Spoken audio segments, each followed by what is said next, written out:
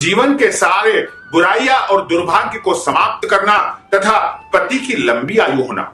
यदि आप अपने जीवन में अखंड सौभाग्य की कामना से भगवान भोले बाबा का पूजन अर्चन करने का विचार कर रहे हैं, तो सभी सौभाग्यवती महिलाओं को श्रावण के महीने में सबसे पहले तो यह ध्यान रखना होगा कि प्रत्येक दिन जब सुबह स्नान करें तो आपको कम से कम व्रत वाले दिन तो बाल धोना ही चाहिए। अन्य दिनों में यदि आप बाल नहीं भी धोएंगे तो भी कोई बात नहीं, लेकिन जिस दिन आपको व्रत करना है, जैसे सोमवार का व्रत करना है, प्रदोष का व्रत करना है, मंगला गौरी का व्रत करना है, या फिर आपको जो है शिव चतुर्दशी मासिक शिवरात्रि का व्रत करना है, या आपको जो है 16 सोमवार का व्रत करना है, तो आपको बाल अनिवार्य रूप से धोना चाहिए। और इसके बाद ध्यान आपको यह रखना होगा कि आपका जो मंगलसूत्र होता है, जो विवाहित महिलाएं मंगलसूत्र पहनती है, वो टूटा फूटा नहीं होना चाहिए। यदि टूटा फूटा हो तो उसको सुधरवा लीजिए और आपको जो है अच्छा और साफ सुथरा मंगलसूत्र सावन के महीने में धारण करके रखना चाहिए। तथा जो सौभाग्यवती महिलाएं होती है उनको हरी चूड़ी अनिवार्य रूप से श्रावण के महीने में धारण करना चाहिए, क्योंकि हरी चूड़ी जो महिलाएं पहनती है उनसे भोले बाबा अत्यधिक प्रसन्न होते हैं। हरे रंग की जो चूड़ियां होती है वो भोले बाबा तथा माता पार्वती को अत्यंत प्रसन्न करने वाली होती है। इसलिए प्रत्येक सौभाग्यवती महिलाओं को सावन के महीने में हरी चूड़ी अवश्य पहनना चाहिए। तथा सौभाग्यवती महिलाओं को सावन के महीने में काले कपड़े नहीं पहनना चाहिए।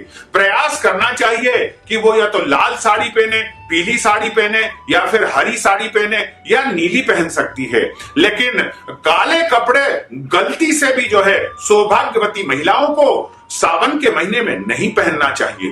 तथा सावन के महीने में उनको अपने बाल नहीं कटवाना चाहिए और शरीर के अंग के कोई भी बाल उनको नहीं कटवाना चाहिए। जैसे ब्यूटी पार्लर में जाकर के आईब्रो इत्यादि बनाते हैं, वो भी इस सावन के महीने में वर्जित माना गया है। इसके अलावा जो सौभाग्यवती महिलाएं हैं उनको सावन के महीने में अनिवार्य रूप से अपनी मांग में सिंदूर जरूर लगाना चाहिए, क्योंकि भोले बाबा की जब आपके ऊपर दृष्टि पड़ेगी तो वो देखेंगे कि सौभाग्यवती महिलाएं मांग में सिंदूर यदि भरती है तो उसको अखंड महा सौभाग्य का वरदान प्रदान करेंगे।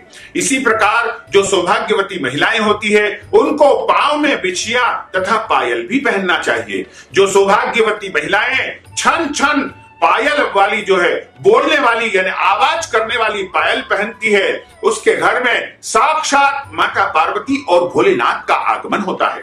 इसलिए पांव में पायल तथा बिछिया भी अनिवार्य रूप से पहनना चाहिए। और जो सौभाग्य की वस्तुएं होती है जैसे पायल, बिछिया, चूड़ी, टीकी, मेहंदी और मान का सिंदूर, इनका दान भी सौभाग्यवती माताओं को करना ही चाहिए, क्योंकि सौभाग्यवती महिलाओं को जब सौभाग्य की वस्तुएं दान करेगी तो भगवान भोलेनाथ तथा माता पार्वती का महा आशीर्वाद इनको प्राप्त हो सकेगा। इसके अलावा सौभाग्यवती जो माताएं होती है उनको किसी से भी जो है लड़ाई झगड़ा नहीं करना चाहिए, कुवाणी का प्रयोग नहीं करना चाहिए, क्रोध नहीं करना चाहिए। इसके साथ ही उनको पूरे महीने भगवान भोलेनाथ से प्रार्थना करनी चाहिए कि हमारे जीवन में अखंड सौभाग्य बना रहे तथा जन्मों जन्मों तक हमें जो है सुख सौभाग्य की प्राप्ति निरंतर होती रहे। इस प्रार्थना से यदि पूरे श्रावण माह में सौभाग्य की वस्तुएं धारण करके रखेंगी तो निश्चय ही उनके जीवन में उनको अखंड सौभाग्य का वरदान भोले बाबा से प्राप्त हो सकेगा। यदि संभव हो तो उनके हाथ में मेहंदी लगाकर भी उनको पूरे श्रावण माह में रखना चाहिए। इसके अलावा पांव में महावर भी लगाई जाती है, आंखों में काजल लगाया जाता है। इस प्रकार जो 16 श्रृंगार है वो सौभाग्यवती महिलाओं को प्रत्येक दिन जो है करना चाहिए। और जिस दिन व्रत हो, जैसे सोमवार का व्रत हो, प्रदोष का व्रत हो, मंगला गौरी का व्रत हो और मासिक शिवरात्रि का व्रत हो, या फिर अन्य कोई भी श्रावण के व्रत हो, उस व्रत के दौरान तो कम से कम उनको 16 श्रृंगार का जो है धारण अवश्य करना चाहिए तथा श्रृंगार की वस्तुएं माता पार्वती को अर्पण भी करना चाहिए। और सौभाग्यवती महिलाओं को भोजन करवाना चाहिए और सौभाग्य की वस्तुएं दान भी करना चाहिए।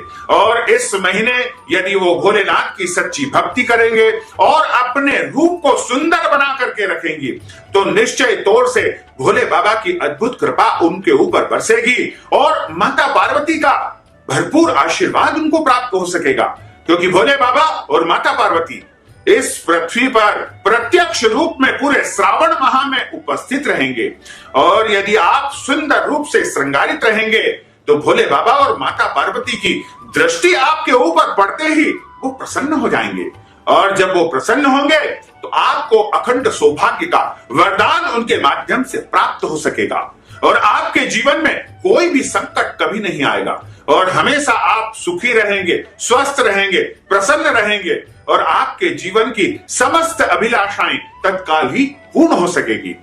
और इसी प्रकार आपको पूजन पाठ और भगवान का अर्चन करते रहना चाहिए।